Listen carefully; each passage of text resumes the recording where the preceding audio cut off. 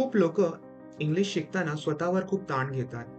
व्याकरण पाठ करतात, नवीन नवीन व्होकॅब्युलरीचे वर्ड शिकतात आणि परफेक्ट बोलायचा दबाव घेतात.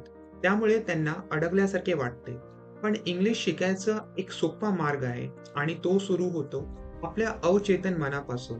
अवचेतन मन म्हणजे तुमचं सबकॉन्शियस माइंड.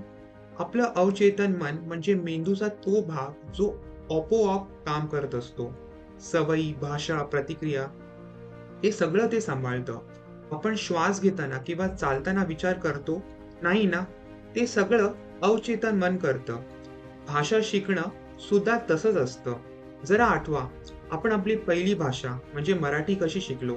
ना व्याकरण, ना चूक होईल याची भीती. आपण फक्त ऐकलं, नक्कल केली आणि हळू बोलायला शिकलो.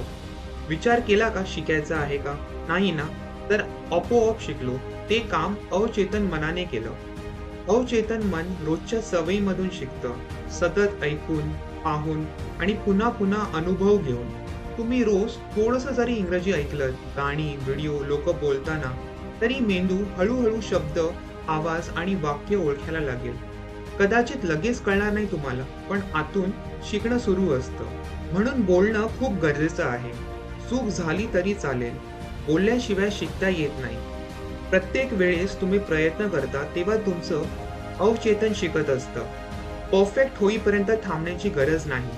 भावनाही खूप महत्वाची असतात. जेव्हा शिकताना मजा येते आणि भीती नसते तेव्हा शिकणं पटकन होतं. तुम्हाला आवडणारे व्हिडिओ बघा इंग्लिशमध्ये.